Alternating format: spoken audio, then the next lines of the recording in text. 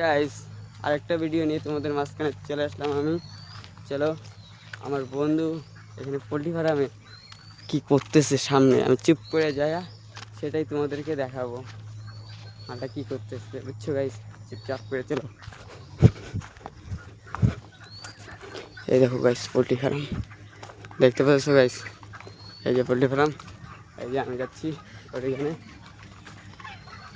ও কী করতেছে সেটাই তোমাদেরকে দেখাবো।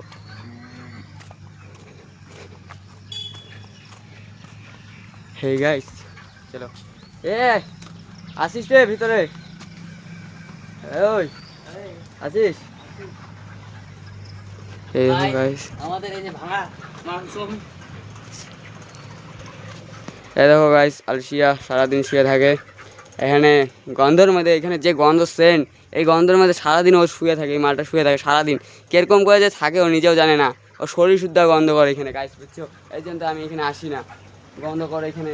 দেখো কি নোংরা, দিকে এত গন্ধের মধ্যে ও শুয়ে থাকে সারাদিন গাইস। কিরকম করে থাকিস এত গন্ধতে তুই, এত গন্ধতে থাকিস কিরকম করে?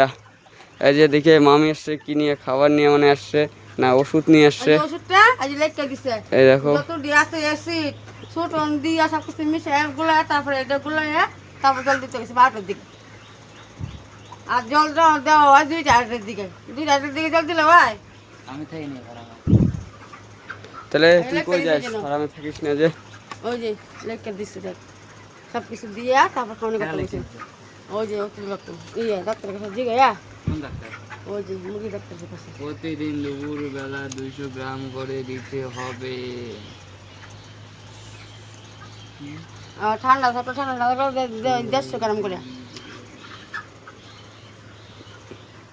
পোল্ট্রি ফার্মে থাকিস না বলে তুই কি করিস সারাদিন, কই থাকিস মুখটা দেখা গাইস। ও সারাদিন বলে পোল্ট্রি ফার্মে থাকে না, ও জলও ঠিক করে দেয় না, কিছুই যায় না। তাহলে দেখো পোল্ট্রিগুলোর অবস্থা কী হয়েছে, গরমের মধ্যে ওরা সিদ্ধ হয়ে যাইতেছে। সারাদিন থাকে না, সারাদিন কই ঘুরে পোল্ট্রি ফার্মে এখানে থাকে না, আর সারাদিন এখানে শুয়ে থাকে আলসিয়া গাইস। কী বলবো, এই যে মামি এসে শুয়ে করে দিতেছে, দেখো ও সারাদিন এখানে থাকে না। এই যে পোল্ট্রি কীরকম লাগতেছে পোল্ট্রিগুলো বলো গাইস, বলো কীরকম লাগতেছে। আর আমি পরে আরেকটা ভিডিও নিয়ে তোমাদের মাঝখানে আসতেছি, আজকের জন্য এটুকুই, টাটা বাই বাই।